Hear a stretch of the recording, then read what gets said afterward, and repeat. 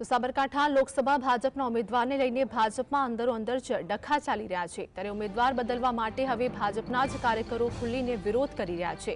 સાબરકાંઠા અને અરવલ્લી જિલ્લાના સંગઠનના હોદ્દેદારો અને ચૂંટાયેલા હોદ્દેદારોને કાર્યાલય ખાતે ઉપસ્થિત રહેવા આહવાન કર્યું છે।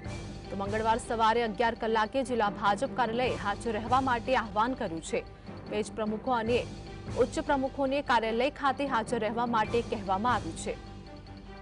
તો ભાજપ કાર્યાલય હાજર રહેવા માટે ફરમાન કરવામાં આવ્યું છે। આ સાથે જ સાબરકાંઠા લોકસભા ભાજપના ઉમેદવારને લઈને ઉકળતો ચર્ચો જોવા મળ્યો છે। સંવાદદાતા ક્ષિતિજ અમારી સાથે જોડાયા છે। ભાજપના જ કાર્યકરોને ખુલ્લીને વિરોધ થતો જોવા મળી રહ્યો છે અને કાર્યાલય ખાતે પણ ભેગા થવા ફરમાન કરવામાં આવ્યું। શું વધુ અપડેટ? સાબરકાંઠા ભારતીય જનતા પાર્ટીના લોકસભાના ઉમેદવારને લઈને હજુ વિવાદ બાબત છે। ખાસ કરીને ભારતીય જનતા પાર્ટીના કાર્યકરો હવે ઉમેદવારનો વિરોધ કરી રહ્યા છે।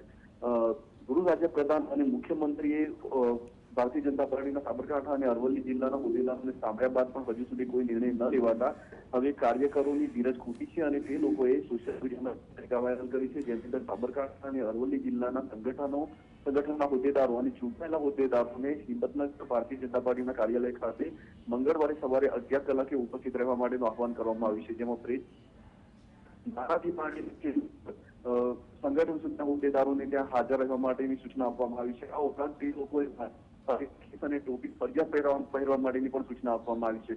ત્યારે હાલમાં આ સૂચના અપાતા ભારતીય જનતા પાર્ટીના સંગઠનના હોદ્દેદારો પણ નવાઈમાં મુકાયા છે અને કોઈ પણ સંજોગોમાં ઉમેદવાર બદલવા માટે આ કાર્યકરો મક્કમ બન્યા છે। ક્ષિતિજ, માહિતી બદલ આપનો આભાર।